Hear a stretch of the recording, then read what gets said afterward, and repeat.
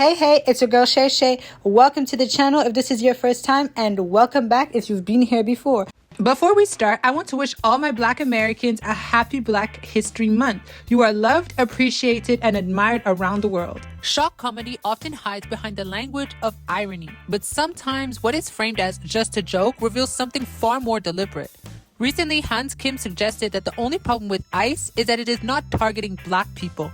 The comment was brushed off by some as dark humor, by others as satire, but when the punchline is a selective use of state power against a specific racial group, that is not a neutral provocation. It draws from real hierarchies and real history. What makes this moment significant is not the shock itself, it's the familiarity, the ease with which anti-Blackness becomes a comedic shortcut, the way distancing from Blackness can signal alignment, and the growing sense of fatigue when these cycles repeat. This is not about being offended, it's about recognizing a pattern. So let's talk about it. Disclaimer, this video is for entertainment purposes only. Don't take anything said here too seriously. It's just jokes, gossip, and opinions. Please relax and enjoy the video. Everything presented in this video is alleged. I'm only spreading the word on the curb, and in no way I'm giving my personal opinion. My only problem with ICE is that they're going after every minority group except Black people. I mean, you're trying to reduce crime. You're just giving them more room to breathe. Can you imagine the shape you have to be in to deport Black people?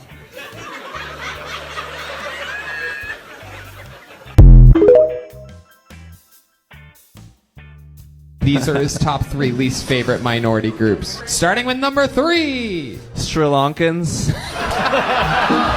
We were really concerned you might just drop the N-word right from the top there. All right, here we are, back to the show. The number 2 least favorite group of immigrants. Native Americans. What is it about the Native Americans that you don't like? They're poor and dirty. There's one to go, everybody. The number 1 least favorite minority group, according to Hans Kim, is... The Blacks. He's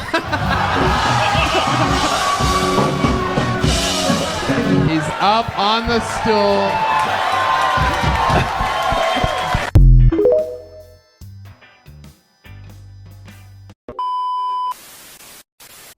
In February 2026, Hans Kim performed a set on the Kill Tony comedy stage in Austin, Texas, that quickly spread online and sparked debate. During the set, Kim made a joke about ICE, suggesting that the only problem with ICE is that they're going after every minority except Black people. He continued by saying something along the lines of, "You're trying to reduce crime, you're just giving them more room to breathe," when referring to Black people not being targeted. Clips of this moment circulated widely on social media, with some viewers reacting positively and others expressing shock or offense. On TikTok and other platforms, some commentators laughed and praised the joke as edgy, while others called it racist and problematic. The language of the joke matters because it's not simply an abstract exaggeration. It relies on a premise that resonates with established social stereotypes about Black criminality.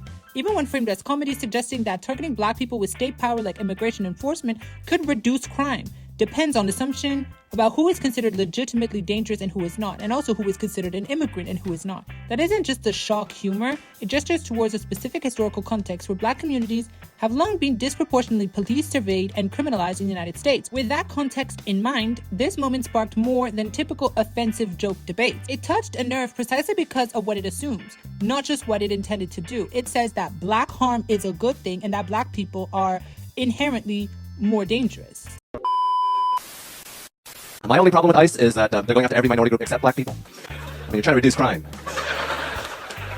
You're just giving them more room to breathe. If you're Asian American, the only valid reaction you should have to that video is disgust and, frankly, embarrassment. And now, when Asian communities are under attack, the fact that we're still throwing the Black community under the bus shows how desperate some of us are to cling to this proximity to whiteness as our saving grace, as if that is going to keep us safe and protect our families when it never has before. A lot of us talk about how Asian discrimination and racism is downplayed, but it shouldn't come as a surprise when so many of us are so quick to disavow any solidarity with other communities of color. If you are part of an immigrant family, I know you know how rampant anti-Blackness is in our world, and to see it perpetuated in the name of humor and an unfunny joke is embarrassing.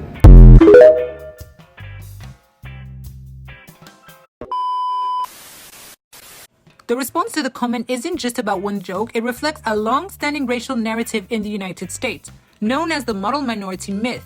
This stereotype emerged in the 1960s civil rights era when some media began portraying Asian Americans as uniformly successful, framing them as economically and educationally higher achieving compared with other non-white groups. Importantly, research shows that the model minority label doesn't just describe perceived success, it functionally compares racial groups. By contrasting Asian Americans with Black and Hispanic Americans, the stereotype can be used to suggest that disadvantage faced by other groups results from individual failings rather than structural barriers. Academic studies have found that internalizing these stereotypes can correlate with higher anti-Black attitudes and increase opposition to policies like affirmative action. For example, research linking internalized model minority beliefs among Asian Americans college students found those beliefs were associated with both greater anti-Black attitudes and less support for affirmative action policies aimed at Black Americans. The model minority myth also obscures the diversity of experiences within Asian American communities. Many Asian Americans report that being labeled as a model minority erases differences in socioeconomic status and minimizes ongoing discrimination faced by various Asian groups, a core critique among scholars of this stereotype. Because of this history and research, the myth is not simply about positive stereotypes. It operates as a comparative tool that can reinforce racial hierarchies, signaling who is seen as closer to dominant norms and who is not, and shaping attitudes across groups rather than describing individual realities. Did you know that if you're an Asian immigrant to America, chances are you owe your immigration to Black people? Let me explain. Back in the 19th century, when Asian immigration first started, Asians were seen as a problem, and so therefore there were quotas and limitations set. In fact, there was even the Chinese Exclusion Act of 1872, which was re-upped in the 1880s and 1890s. By the time the early 1900s came around, Jim Crow white supremacy was in full effect, and they flat out banned Asian immigrants altogether. Why, might you ask? Because Asians were seen as taking all the jobs from good old Americans. Sound familiar? Enter the civil rights era led by Black leaders like Dr. King and Malcolm X and many others, who refused to only fight for their own salvation, they demanded equal justice for their Asian sisters and brothers. Hence the Immigration and Nationalization Act of 1965. It was negotiated by Black leaders to make sure that Asian Americans had equal access to justice under the United States Constitution. Happy Black History Month.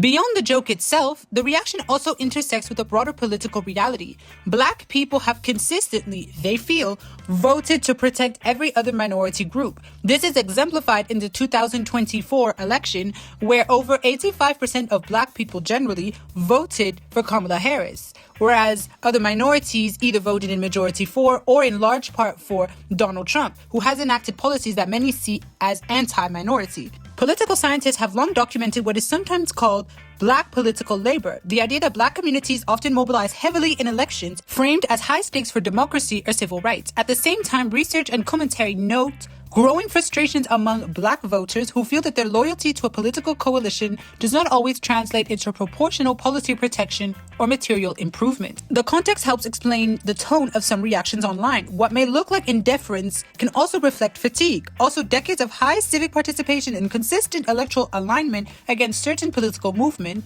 there is visible skepticism about continually mobilizing in defense of broader coalitions that do not always reciprocate that urgency. This does not mean disengagement, it reflects recalibration, and it adds another layer to why moments like this resonate beyond comedy. They intersect with a long-standing debate about solidarity, hierarchy, and who bears the burden of political resistance. Please leave all your thoughts and opinions down in the comment section down below and leave a like if you've enjoyed this content so far. If you haven't done so already, please subscribe to the channel and I will catch you all in the next video. Thank you so much for watching. Shay out.